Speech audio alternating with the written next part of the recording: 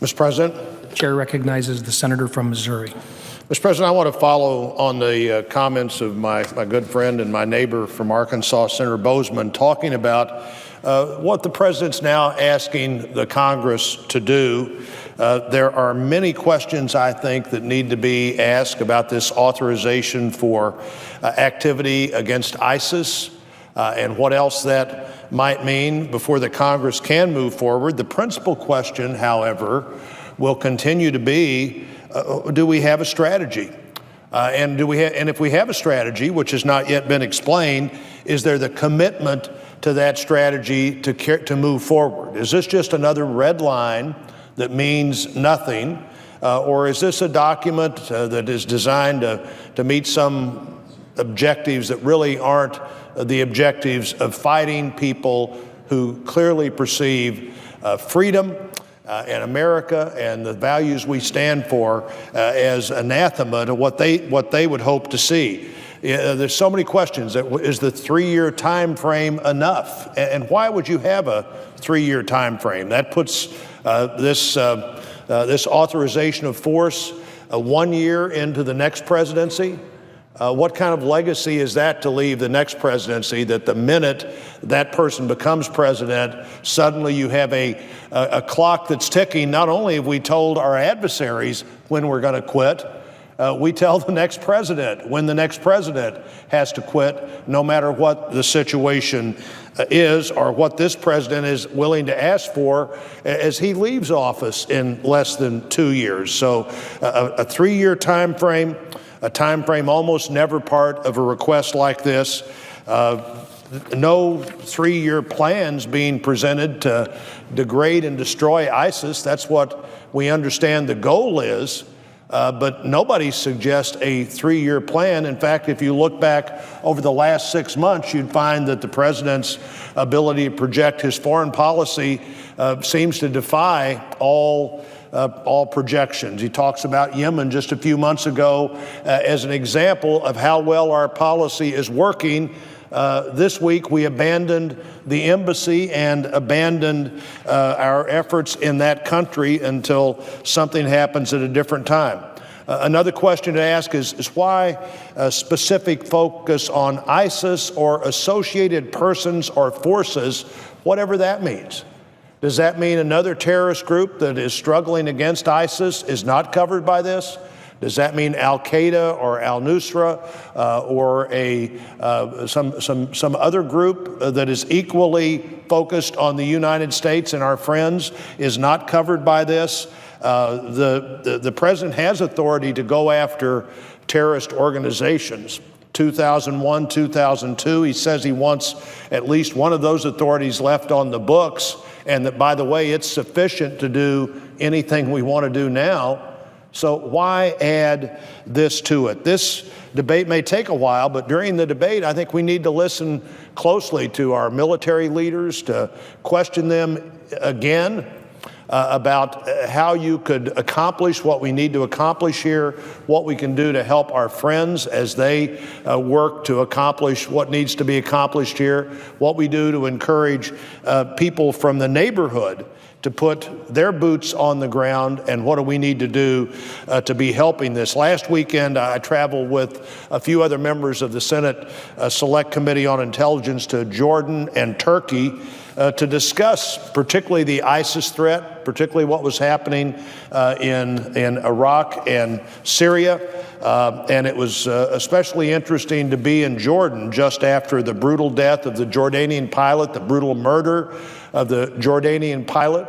I don't know that we know for sure exactly when that happens, but I think there's many reasons to believe that this group is negotiating to save the life of the pilot long after the pilot's life has been taken, and in one of the most barbarous of possible ways. Well, it got the attention of the neighborhood, and certainly Jordan and the UAE and others beginning to line up with a new determination to go after ISIS, hitting targets on the ground. We're told that we've known they were targets for a long time, but we didn't seem to be able to have the willingness to hit them. Certainly we had the capacity to hit them. Certainly we had the information to hit them, But why weren't we doing that? Where is the commitment to do this? If the president asked the Congress of the United States to make this kind of commitment of use of force, there is absolutely no reason for us to make that commitment unless he intends to use the force, and unless we understand how he intends to use the force. Not only can we not define our policy here, those people around the world who would like to know what our policy is don't hear it defined either. And then we have things happen like the interview that the senator from Arkansas was talking about, the Vox interview over last weekend, where the president was asked, quote, if the media sometimes overstates the level of alarm people should have about terrorism and this kind of chaos as opposed to a long-term problem of climate change or epidemic disease, and the president's response is absolutely. Absolutely a long-term problem of climate change and epidemic disease somehow calculates into the discussion of whether the imminent danger of these terrorist groups is real or not. And he went on to say in that interview, well, if it bleeds, it leads, right? This is the president talking, continuing to say, you show crime stories and you show fires because that's what folks watch. It's all about ratings.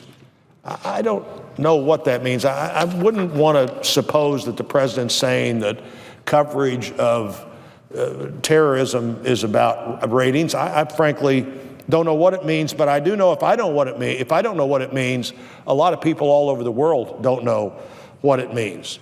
This is not climate change. It's not what we need to be doing at the CDC. The president's asking for no authorized use of force to do something about the CDC. When that's necessary, when things happen in Liberia, the Congress stepped up and said, okay, here's money that will help meet that immediate need. That's not the same kind of discussion at all. The president raised other eyebrows by suggesting that the shooting at a kosher deli, a kosher market in Paris, was random.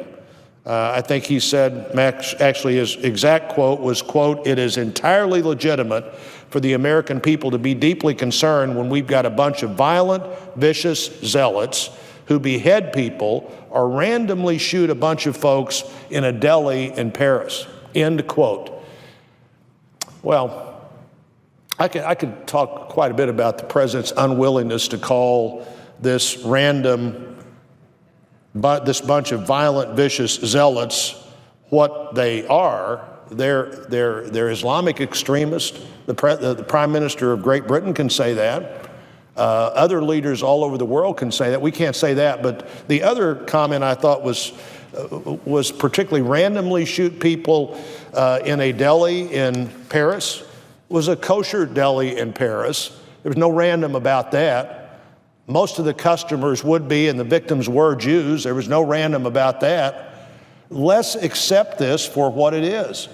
Let's not go back, as the president did at the National Prayer Breakfast a few days ago, and decide to equate something, the Crusades, almost 800 years ago, 600 years, various crusades, equate the Crusades with what's happening now and somehow suggest that these people are just temporarily misguided.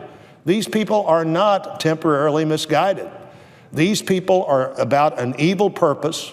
They kill fellow members of their religion because they believe that those people don't perfectly reflect their own religion. This is something we need to be concerned about. We have to have a strategy. We need clarity. We need commitment. We need if we're going to destroy this threat, we really have to be committed to destroy this terrorist threat. I plan to press the administration, as many others will, for that question of what is your plan? You know, the president's nominee for Secretary of Defense couldn't explain the plan. That's a vote we're going to have later today. I don't intend to vote for that nominee today. We've already had 3 secretaries of defense in this presidency who have been incredibly frustrated and obviously and visibly frustrated and willing to talk about their frustrations, at least the two secretaries that have already left, of not knowing how to deal with a White House that wants to run the military in the most specific ways rather than say, here's our goal, what's the best way to meet that goal?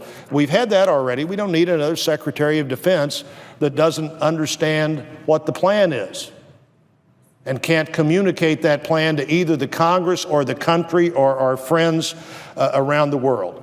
The Congress doesn't understand what the president's trying to do. The administration can't explain what the president's trying to do.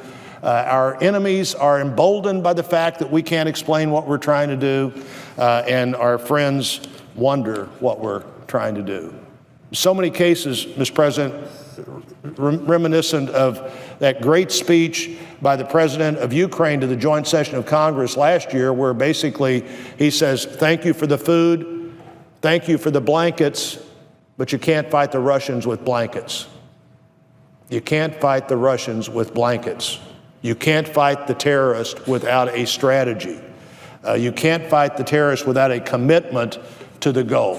The document the president sent up this week was carefully worded to meet all kinds of political constituencies. It's not carefully worded in a way that meets the threat of radical Islamic terrorism. The Jordanians understand this. People in the neighborhood understand this. People in Europe seem to have a better understanding of it than we do, but they all want to see some level of commitment by the United States of America. And I'd like to hear what that commitment is, and I yield back.